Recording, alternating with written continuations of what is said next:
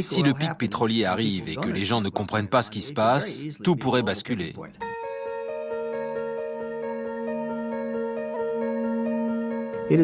C'est une menace aussi grave que la guerre thermonucléaire.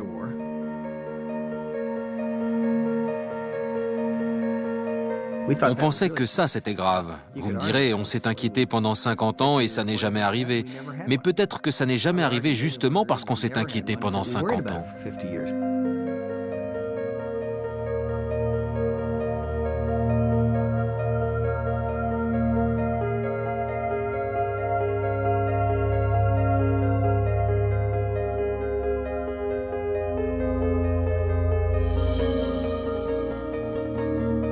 Ça va avoir un effet dévastateur sur l'espèce humaine.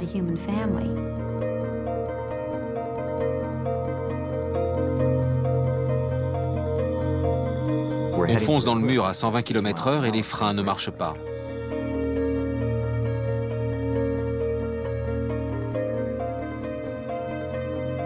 Les 4 cavaliers de l'Apocalypse, la guerre, la famine, la pestilence et la mort.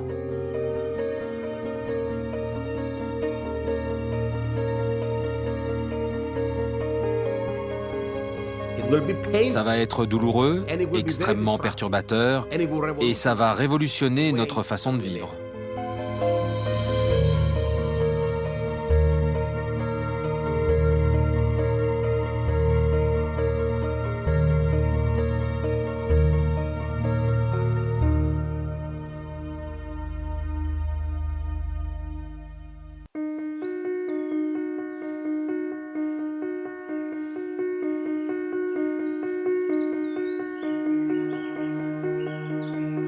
Sur des centaines de millions d'années, sous l'effet d'une pression et d'une chaleur intense, la Terre a formé du pétrole à partir de matières vivantes en décomposition. Et selon de nombreuses estimations, en moins de 150 ans, nous avons pris à la planète la moitié de son pétrole.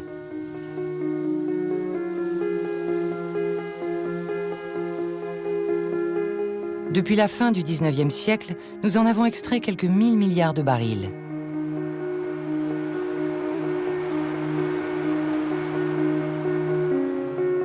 La plus grande partie de ce pétrole a été utilisée par les pays occidentaux, et c'est sans doute ce qui a été à la base de leur puissance et de leur richesse.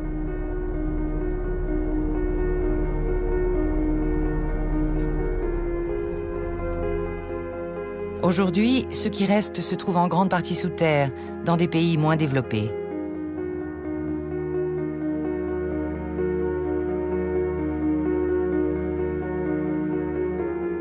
Pour y avoir accès au coût le plus bas possible, les compagnies occidentales détruisent l'environnement et causent de terribles souffrances humaines.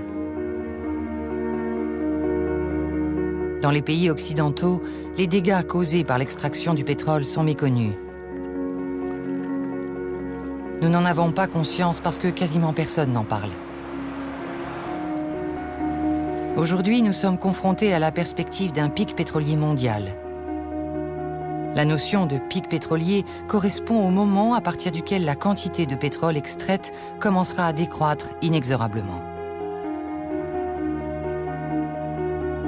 Les combustibles fossiles sont si étroitement liés à notre vie, notamment dans la production alimentaire, que les conséquences pourraient être dramatiques. D'autant que la demande mondiale de pétrole ne cesse d'augmenter.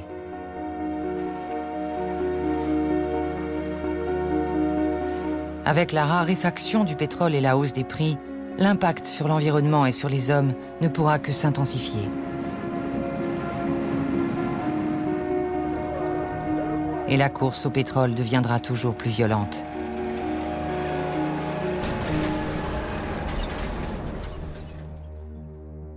L'une des questions qu'on me pose le plus souvent, c'est « Pensez-vous que le pic pétrolier va déclencher une catastrophe mondiale ?» Et ma réponse, c'est que c'est déjà fait. Il y a des gens qui meurent au moment même où je vous parle, à cause du pétrole.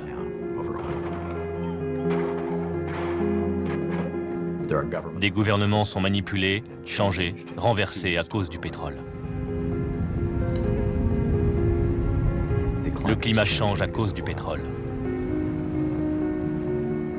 Et il y a un petit groupe d'hommes immensément riches qui le deviennent de plus en plus grâce au pétrole.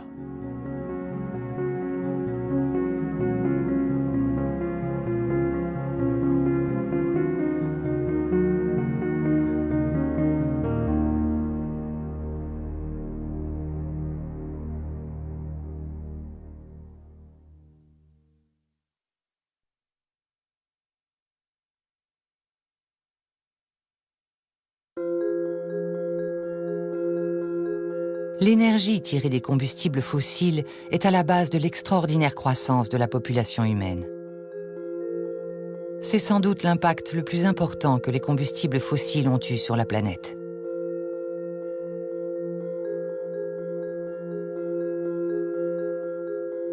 L'origine du succès de notre évolution se trouve dans notre capacité à tirer de l'énergie de notre environnement.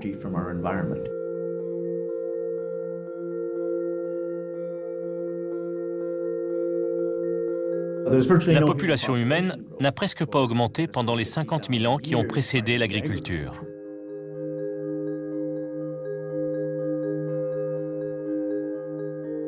Avec l'agriculture, on a commencé à modifier des paysages entiers et remplacer d'autres espèces par des cultures vivrières pour notre propre usage. Et l'homme s'est répandu sur la planète en nombre toujours croissant.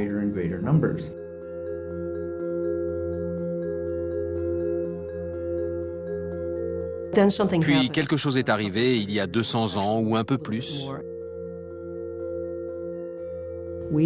On s'est mis à brûler du charbon pour produire de l'énergie.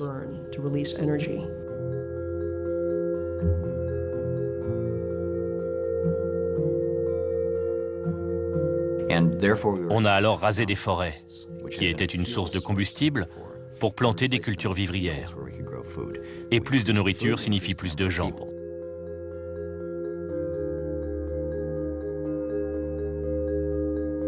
En 1800, on a atteint le premier milliard d'habitants. Il a fallu des centaines de milliers d'années pour arriver à ce premier milliard d'habitants en 1800.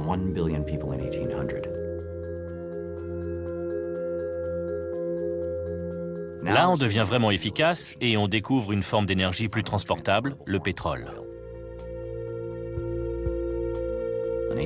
Vers les années 1860, le colonel Drake a construit le premier derrick en Pennsylvanie. Le second milliard d'habitants n'a pris que 130 ans, 1930. Le troisième n'a pris que 30 ans, 1960. Le quatrième n'a pris que 14 ans, 1974. Le cinquième, 1987. Et le sixième, 1999. Il y a donc eu une explosion de la population alimentée par l'accès aux combustibles fossiles.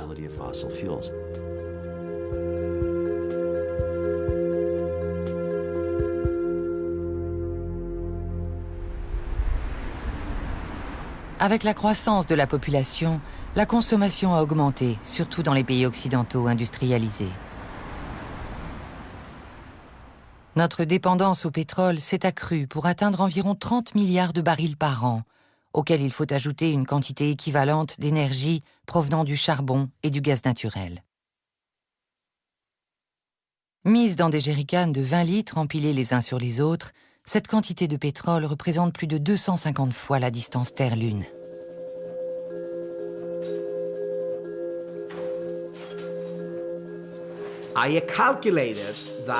J'ai calculé que chaque personne, ici aux États-Unis, est en contact, suivant les différents moments de sa vie, avec 30 000 objets qui sont étroitement liés aux combustibles fossiles.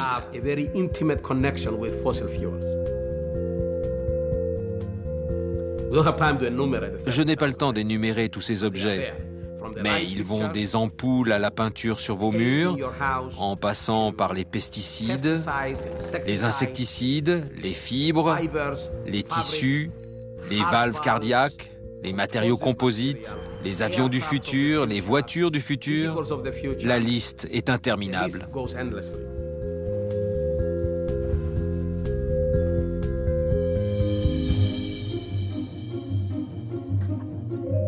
Les énergies fossiles servent à produire et transporter la quasi-totalité des produits que nous possédons ou consommons. Et beaucoup de ces produits sont fabriqués à partir de pétrole. Pour comprendre l'étroitesse des liens entre les combustibles fossiles et les objets de tous les jours, prenons l'exemple d'un maillot en nylon. Le nylon est fait à partir de pétrole brut, et tout le processus de production du maillot requiert une immense quantité d'énergie d'origine presque entièrement fossile. D'abord, le pétrole brut est extrait du sol, puis acheminé jusqu'à une raffinerie où sa distillation donne différents produits chimiques. Ces polymères arrivent dans une usine qui fabrique le fil de nylon. Le fil est expédié à l'étranger, où le maillot est fabriqué à l'aide de machines et de main-d'œuvre, puis réexpédié en Amérique et transporté jusqu'à un point de vente. Le consommateur y va en voiture, l'achète et repart en voiture. Le maillot n'est pas seulement fait avec du pétrole. On pourrait dire qu'il nage dans le pétrole. Cette consommation d'énergie s'applique à quasiment tous les produits que nous utilisons. Mais les combustibles fossiles sont surtout essentiels dans la production alimentaire.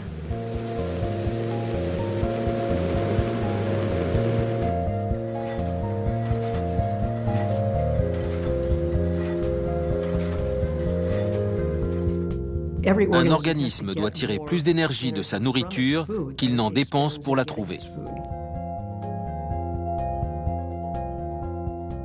Un coyote qui doit dépenser plus d'énergie pour attraper un lapin qu'il n'en absorbe en le mangeant est en mauvaise posture. Si ça se produit de façon répétée, il meurt.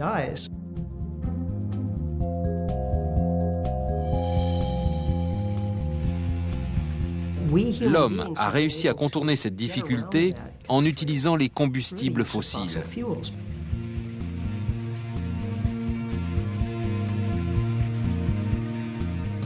On se sert du gaz naturel comme matière première pour les engrais chimiques. On se sert du pétrole pour fabriquer des pesticides et des désherbants et on transporte les aliments sur des distances de plus en plus longues.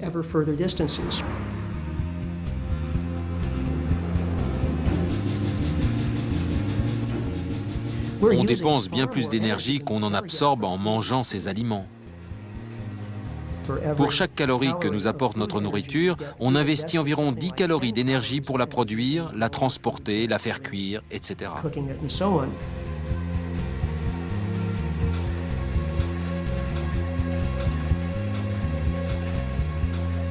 Pour tout autre organisme, ce serait l'extinction assurée.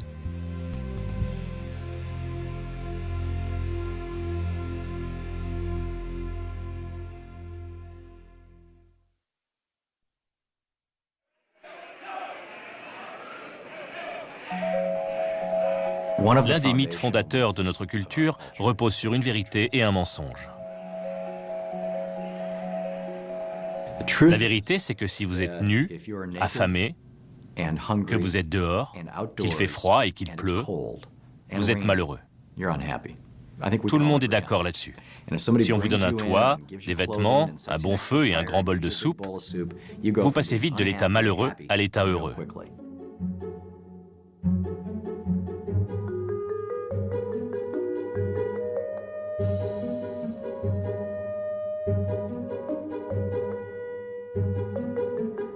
Vos besoins essentiels sont couverts. Ça, c'est une vérité. Le mensonge, c'est dire que si tout ça vous rend heureux, en avoir 2 fois plus vous rend 2 fois plus heureux. 10 fois plus vous rend 10 fois plus heureux. 100 fois plus, 1000 fois plus, 1 million de fois plus. Et Bill Gates vit dans le bonheur permanent. Ça, c'est un mensonge.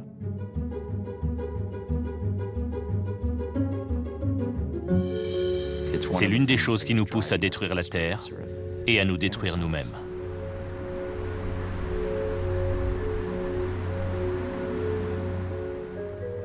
Cela fait des dizaines d'années qu'on fait des sondages sur le moral des différentes populations.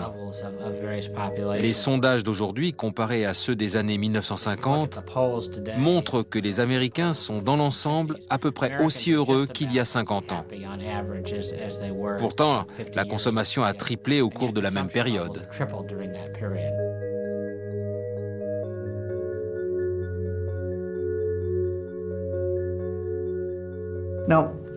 Dans ce cas, pourquoi s'accrocher à cette vie où la croissance matérielle est le principal objectif de presque tous nos efforts?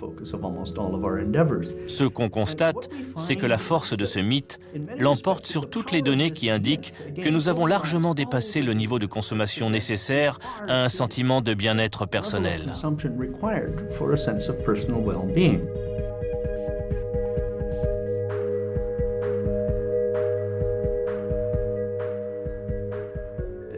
Il y a des lettres écrites par des gens qui ont survécu au naufrage du Titanic où ils racontent avoir exhorté les autres passagers à monter dans les canots de sauvetage. Et dans certains cas, ces passagers montraient la brochure de la compagnie Starline en disant « Pourquoi monter dans un canot? C'est un navire insubmersible. » C'est ça la force d'un mythe.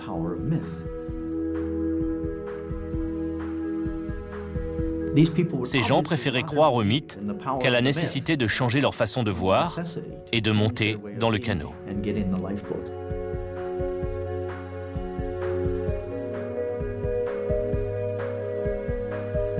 On est tous à la recherche d'un canot de sauvetage.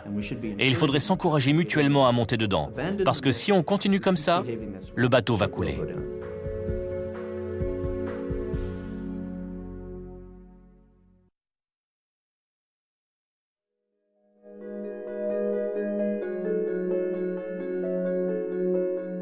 Quand j'entends nos dirigeants dire que le mode de vie américain est non négociable, ma première réaction c'est « oui peut-être, mais passé un certain point, la nature ne négocie plus non plus ».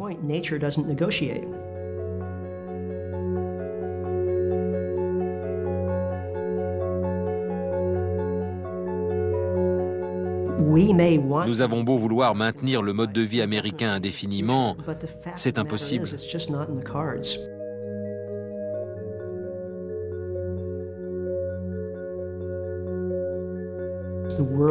La planète ne dispose pas des ressources nécessaires pour nous permettre de maintenir ce mode de vie.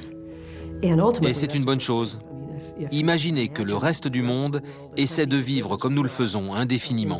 Ça entraînerait la destruction de la biosphère.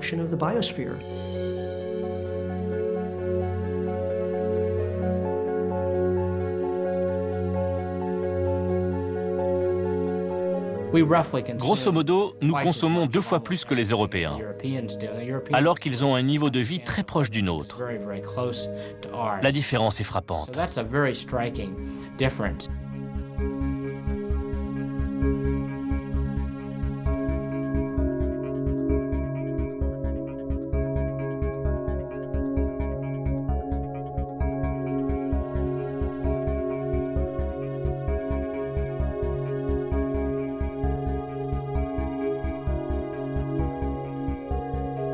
Nous consommons 25% du pétrole, alors que nous ne représentons que 4,5% de la population. Et nous accroissons cette consommation d'année en année.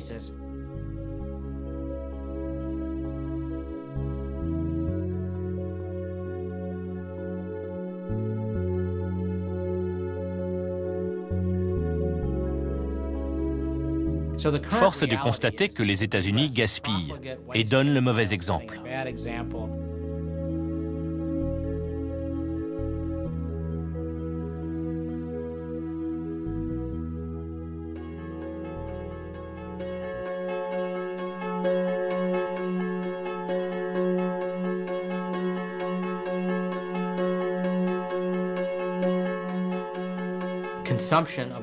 La consommation dans presque tous les domaines augmente énormément et risque d'atteindre de nombreuses fois le niveau actuel, car une grande partie de la population mondiale, en Chine, en Inde, en Afrique, commence tout juste à atteindre le stade où elle a accès à des agréments comme les transports, le chauffage, l'air conditionné et ainsi de suite.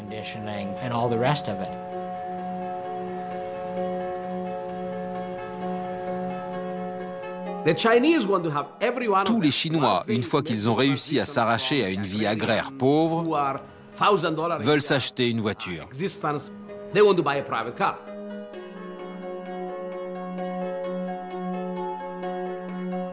Imaginez, il y a une voiture pour 1,7 habitants aux États-Unis et une pour 117 en Chine.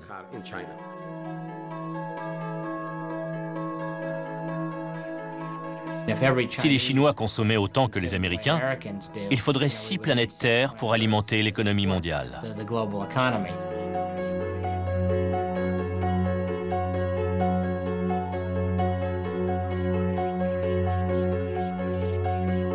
La Chine est en train de devenir un gros consommateur, ce qui n'a rien d'étonnant, vu qu'elle compte 1,3 milliard d'habitants et que son économie enregistre une croissance annuelle de 8 à 10% depuis au moins 15 ans.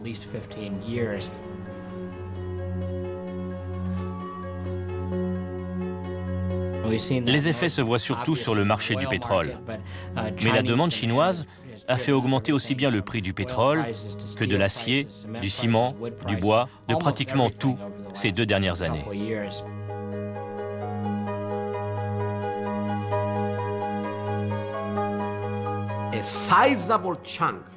Une part importante de l'excédent industriel dégagé par la Chine va devoir être dépensée pour acquérir de l'énergie. Ça l'aidera à améliorer encore son industrialisation et ça entraînera un surcroît de demande énergétique. On se retrouvera dans un cercle vicieux terrifiant, où l'augmentation de la demande entraînera une augmentation de l'industrialisation, qui entraînera une hausse supplémentaire de la demande, avec un effet boule de neige.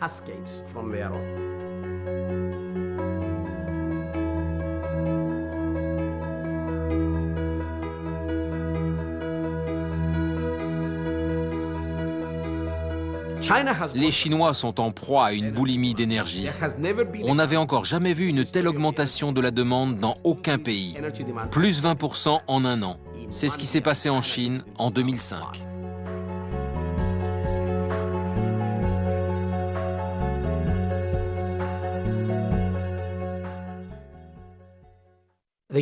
Les États-Unis ne seront plus les maîtres de l'économie mondiale dans 13 ou 15 ans.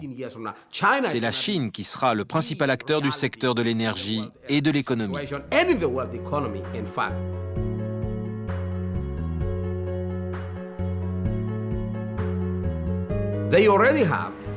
Les Chinois ont déjà un excédent commercial de 600 milliards de dollars. Ils se fichent du prix du pétrole.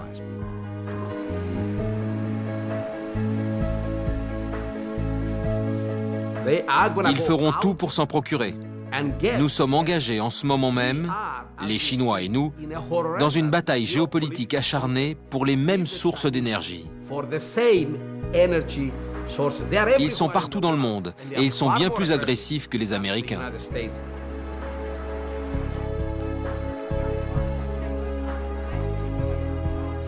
La question essentielle, c'est y a-t-il assez d'énergie pour répondre aux besoins des Chinois ?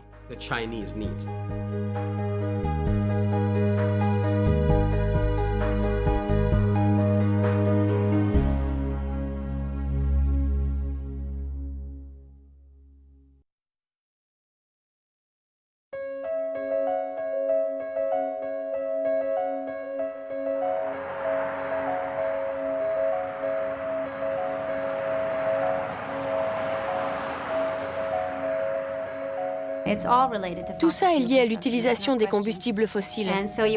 Pour ce qui est de l'impact de la population et de la consommation sur la destruction de l'environnement, l'utilisation des combustibles fossiles est de loin la cause la plus importante de cette dégradation.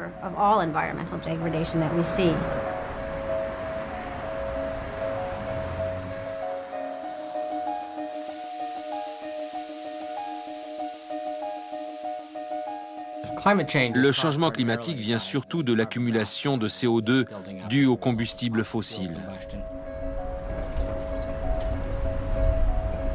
Les données montrent que les calottes glaciaires fondent et que toute une variété d'écosystèmes est en train de changer sous l'effet d'une forte élévation des températures.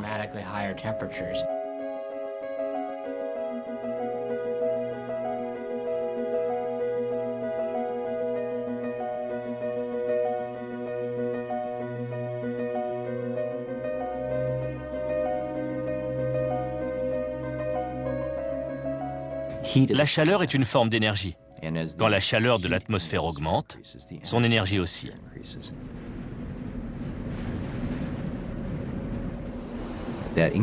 Cette augmentation de l'énergie accentue la violence des tempêtes, des ouragans, des tornades, des averses de grêle et des orages.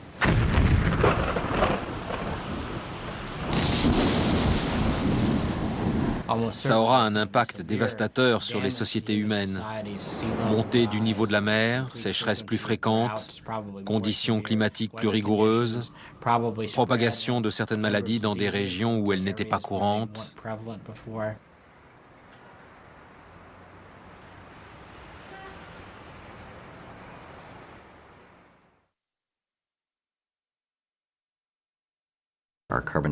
Les taux de dioxyde de carbone montent en flèche.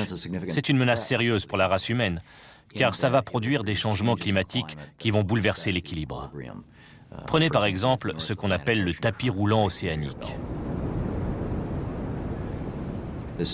Cet immense courant qui prend naissance dans le Pacifique est 100 fois plus large que n'importe quel fleuve terrestre. Il s'écoule en surface dans les eaux chaudes du Pacifique, contourne la pointe de l'Afrique, remonte la côte de l'Amérique du Sud, longe le sud des États-Unis, où on l'appelle le Gulf Stream, et remonte jusqu'au Groenland.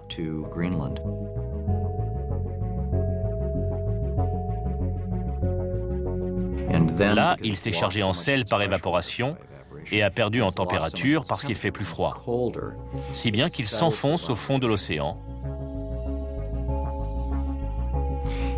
repart vers le sud en suivant le même trajet et 1000 ans plus tard refait surface dans le Pacifique et le cycle recommence.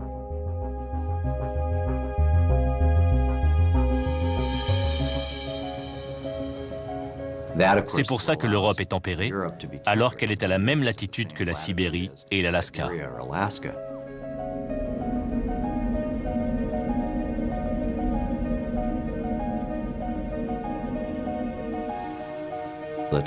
La température des océans augmente de quelques degrés. Super, non? Eh bien non, parce que ça peut arrêter le tapis roulant océanique et plonger l'hémisphère nord dans une ère glaciaire. Ça aurait des conséquences inimaginables sur la vie, la société et la culture humaine.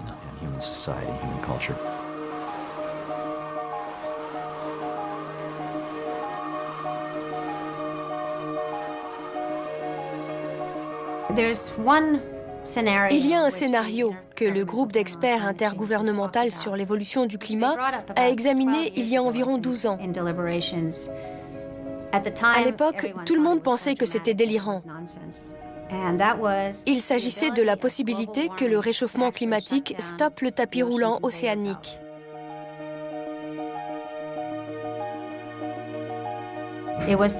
On pensait que c'était absolument impossible. En fait, on constate depuis plusieurs années que c'est déjà le cas.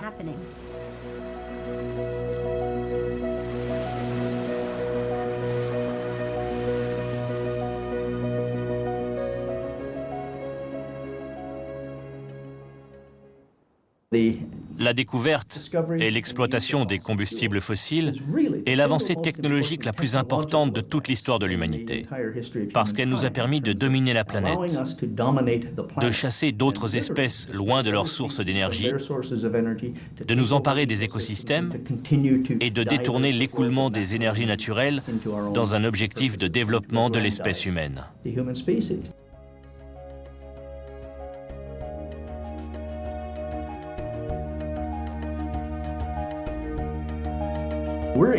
Nous faisons disparaître des formes de vie entre 100 et 1000 fois plus vite que ce n'était le cas avant la révolution industrielle.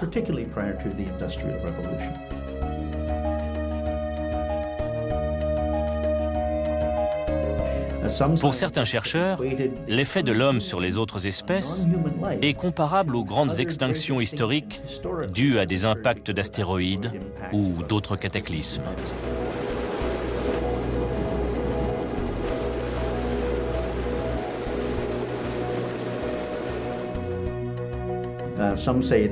Certains disent que nous sommes arrivés à la 6e grande extinction, une extinction d'origine humaine. C'est la première fois dans l'histoire de la planète qu'une espèce a le même effet que des événements géologiques majeurs sur l'évolution des autres formes de vie.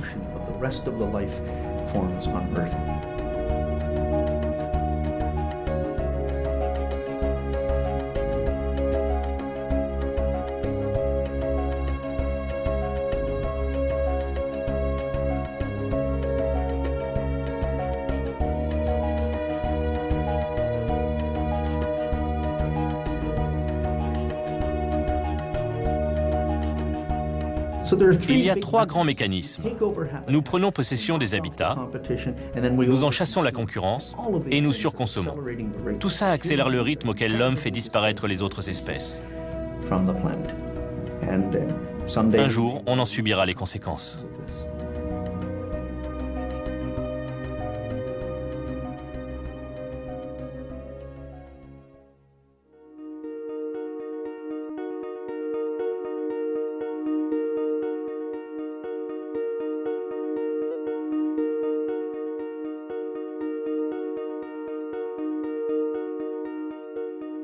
Les États-Unis, dans les années 50, étaient les premiers producteurs mondiaux de pétrole.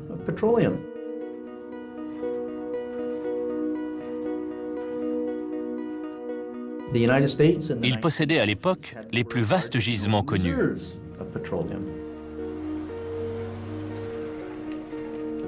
La production était en plein essor.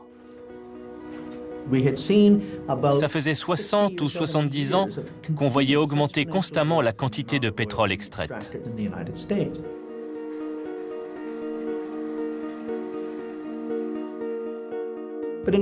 Puis, en 1956, King Hubbert, un géologue de la compagnie Shell, a prédit que les États-Unis atteindraient le maximum de leur production en 1970.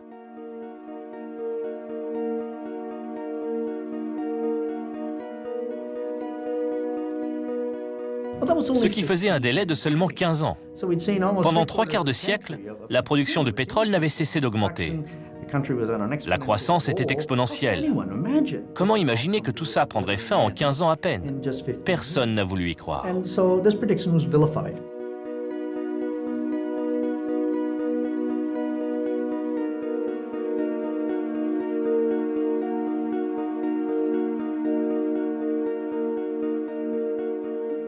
Je suis allé dans un labo où j'ai rencontré King Hubbert, qui venait de prédire que la production américaine atteindrait son pic au début des années 70.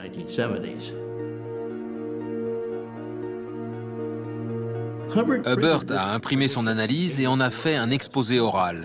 Mais il a ensuite raconté que 15 minutes avant qu'il ne prenne la parole, le siège de la compagnie était encore au téléphone avec lui pour lui demander de s'abstenir. Il l'a quand même fait. Et pendant un moment, on n'a rien vu venir.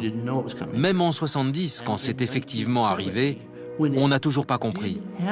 C'est maintenant qu'on le voit, avec le recul.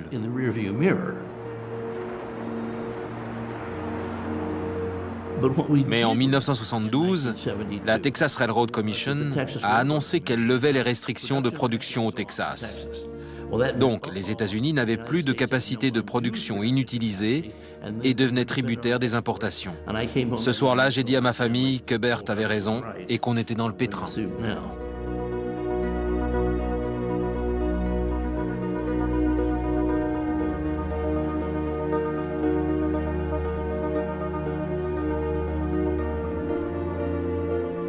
Il avait vu juste.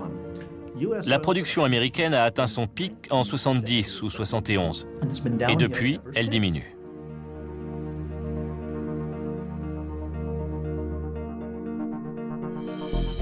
Les découvertes de gisements aux États-Unis avaient atteint leur pic dans les années 1930 et diminuaient continuellement. M. King Hubbert s'était rendu compte que la production finirait par décroître aussi. Ce n'était qu'une question de temps. Les découvertes de gisements dans le reste du monde ont suivi une courbe similaire.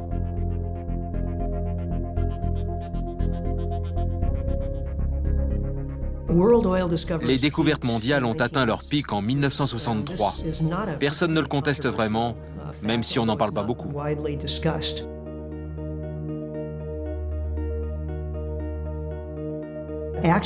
Les découvertes sont en forte diminution depuis 40 ans.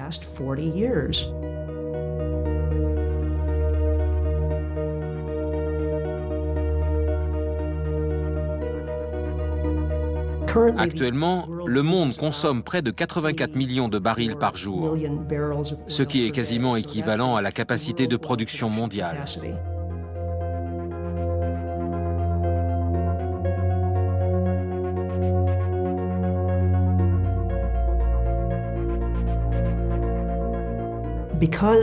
Plusieurs pays ont atteint leur pic, ce qui veut dire que leur production est en diminution constante.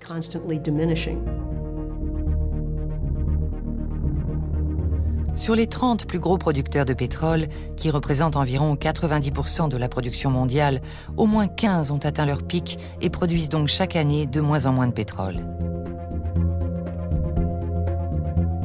Les États-Unis ont atteint leur pic au début des années 1970. Aujourd'hui, ils produisent moins des 2/3 de la quantité journalière qu'ils produisaient à cette époque. L'Iran produit environ 1/3 de moins que l'année de son pic en 1974. Le Koweït produit environ 35% de moins que l'année de son pic en 1972. Et la Libye produit moins de la moitié de l'année de son pic en 1970. La Russie, le Sultanat d'Oman, le Venezuela, la Norvège et 7 autres pays ont eux aussi atteint leur pic de production. Entre 2005 et 2010, il va falloir trouver environ 30 millions de barils supplémentaires par jour, juste pour compenser la déplétion. On aura 12,5 millions de barils par jour de nouvelle production ces 5 prochaines années. Il est clair que ce n'est pas suffisant par rapport aux 30 millions de barils nécessaires pour compenser la déplétion.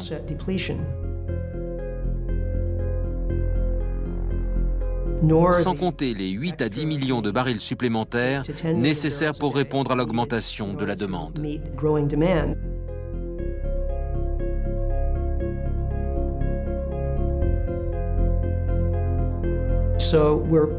Il va arriver un moment où l'offre ne sera plus suffisante pour répondre à la demande. Et ce moment coïncidera sans doute très étroitement avec le pic pétrolier mondial.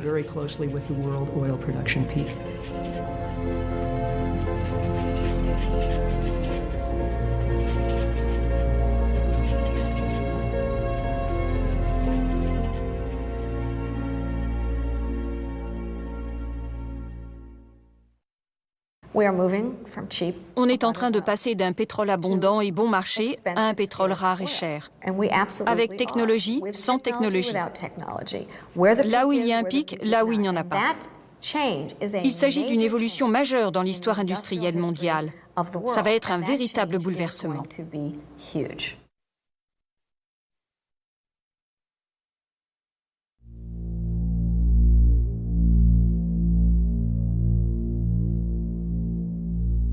Pour moi, le plus grand danger, c'est la probabilité qu'il y ait des guerres pour les ressources.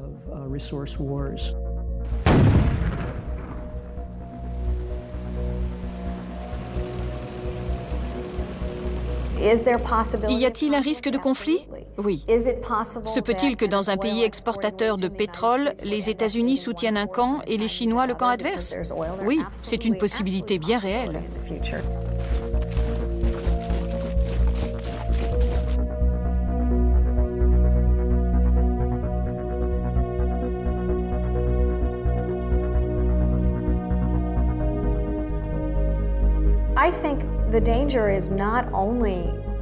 Il n'y aura pas seulement des conflits entre les grands pays consommateurs. Il y aura aussi davantage d'invasions pour s'emparer des gisements.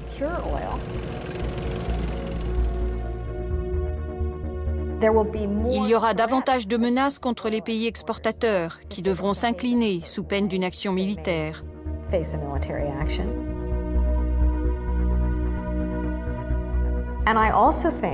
Et il y a un risque énorme et croissant de conflits et de guerres civiles au sein des pays exportateurs.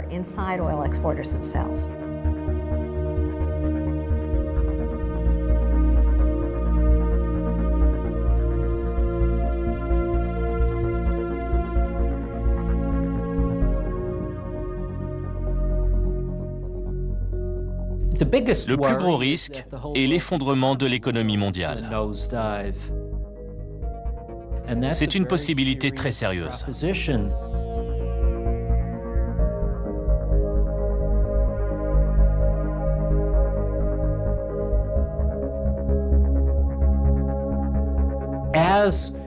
Quand la production céssera de croître et se mettra à stagner alors que la demande augmentera, l'économie mondiale aura très peu de marge de manœuvre pour réagir aux crises.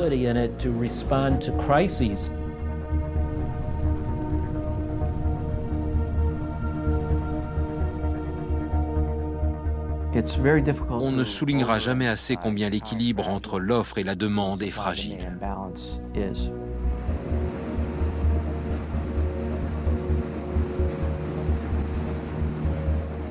Toute interruption, même minime, de l'offre, qu'elle soit d'origine politique ou accidentelle, peut faire monter en flèche le prix du pétrole.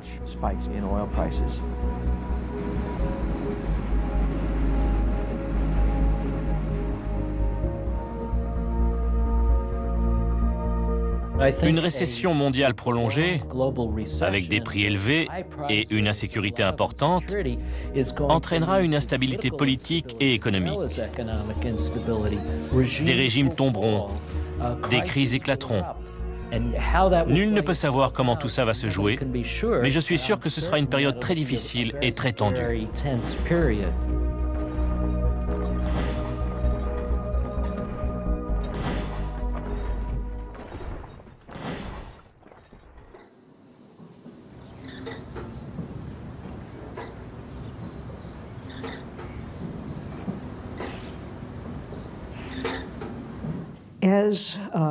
À mesure que le pétrole deviendra plus cher et plus rare, il est extrêmement probable qu'on ira le chercher partout où on peut le trouver.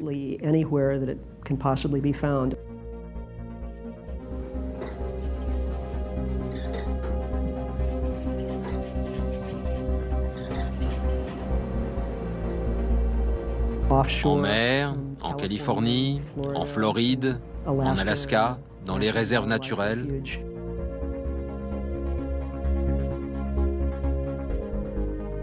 En Amérique du Sud, aucun endroit ne sera à l'abri.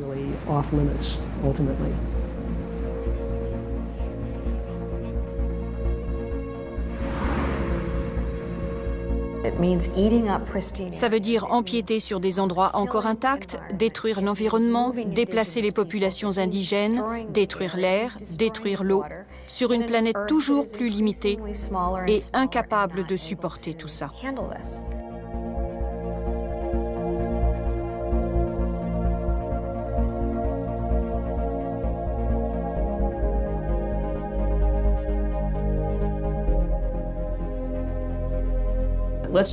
Supposons que demain, on découvre une source d'énergie illimitée et gratuite, capable de remplacer totalement les combustibles fossiles. Cela résoudrait-il le problème? Honnêtement, je ne le pense pas. Il peut sembler que les combustibles fossiles soient un facteur limitant pour la poursuite de la croissance industrielle. Mais si on résout ce problème et qu'on continue à développer l'économie, à accroître l'utilisation des autres ressources, on rencontrera un autre problème, et très vite.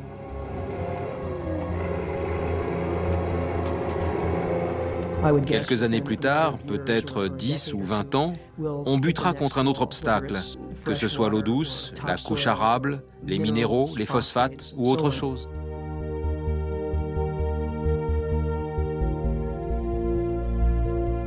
On peut imaginer qu'à chaque fois qu'on rencontrera un obstacle, on arrivera à le surmonter, que l'homme est si intelligent qu'il pourra trouver un substitut et continuer à se développer de façon exponentielle, indéfiniment, jusqu'à ce qu'on arrive à une densité humaine de 550 personnes au kilomètre carré partout sur la planète. Mais c'est impossible. Il y a des limites naturelles.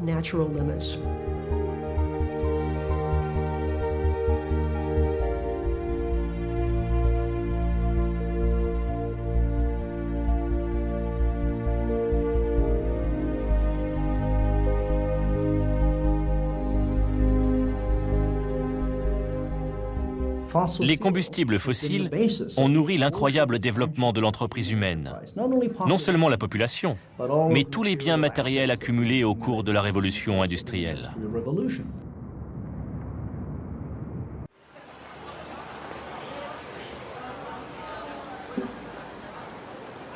Et ce train prend de la vitesse. Tant que l'énergie est disponible en quantité supérieure à la demande, le moteur continue à tourner. Et de plus en plus de gens montent à bord.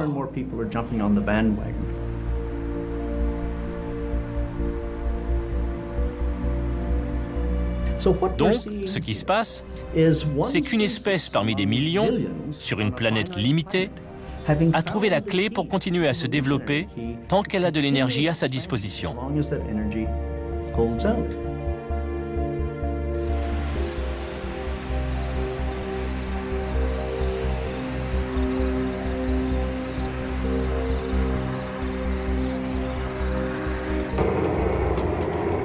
Le problème est que cette utilisation de l'énergie détruit tout le reste.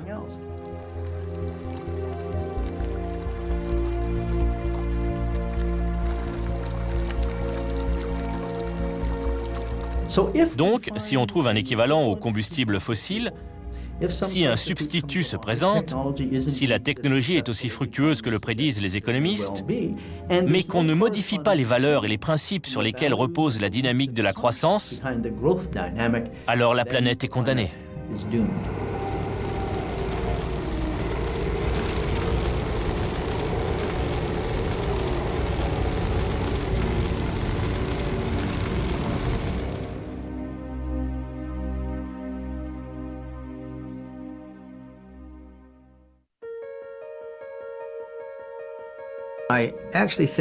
Je pense réellement, je rêve peut-être, mais je pense qu'il y a une vie après le pic pétrolier, à condition que tout le monde comprenne à quel point la menace est grave et commence à changer radicalement de comportement.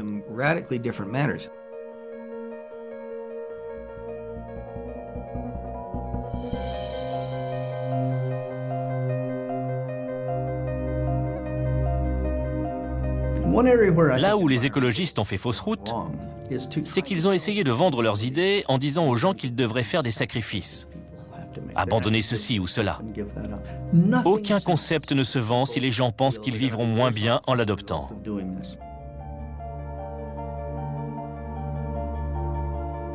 Avec des techniques très simples, on pourrait continuer de bénéficier du même bien-être matériel en utilisant un quart de l'énergie actuelle.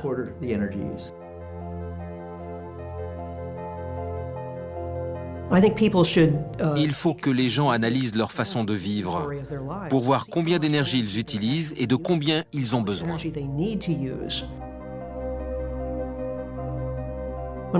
Quand ma femme et moi l'avons fait il y a quelques années, nous avons été stupéfaits de voir qu'on vivait très bien avec 1/5 de l'électricité consommée par une famille californienne moyenne.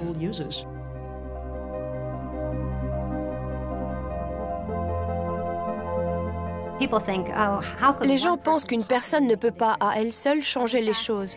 Mais des études ont montré que si chaque Américain remplaçait une de ses ampoules par une ampoule fluorescente, on ferait des économies d'énergie substantielles.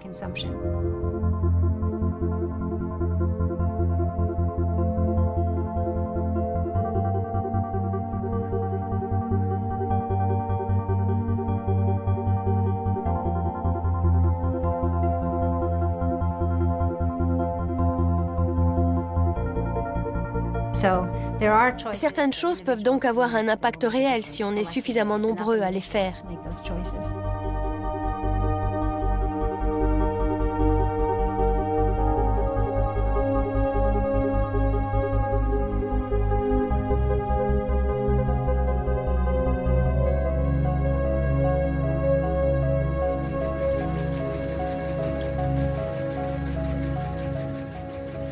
Il faut totalement revoir notre façon de penser, changer les valeurs et les principes qui sous-tendent la production agricole.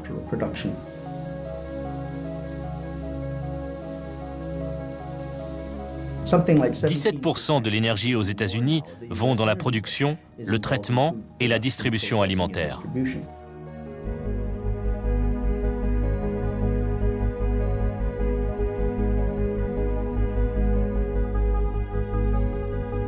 Il faut soutenir l'économie locale. Dans le secteur alimentaire, c'est primordial.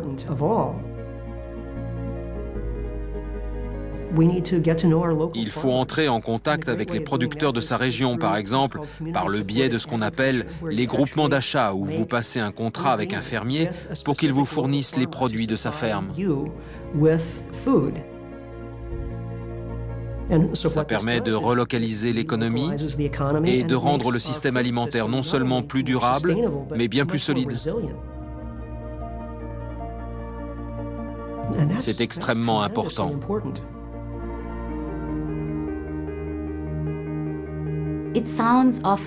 On a souvent l'impression que le problème est écrasant. Mais ce qui me plaît, c'est qu'on peut agir au niveau d'un village, d'une communauté, d'une maison, d'une famille. Ça fait vraiment une différence.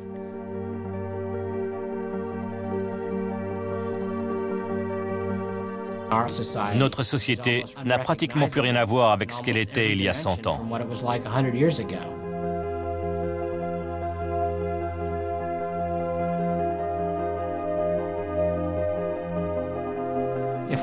Si on a pu faire tous ces changements en 100 ans, on peut en faire autant au cours des 100 prochaines années, mais dans une direction très différente, vers un monde plus durable.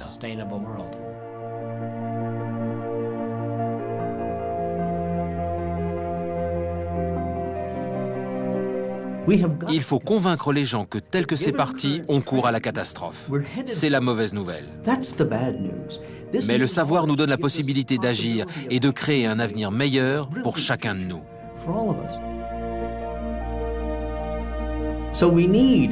Nous devons donc, en tant qu'écologistes, en tant que bon économiste ou en tant que simple citoyen, comprendre que cet avenir meilleur passe par un changement.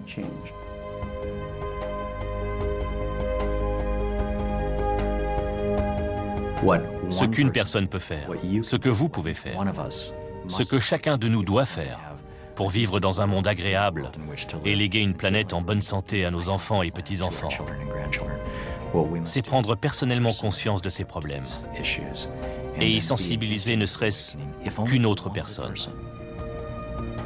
À vous de jouer.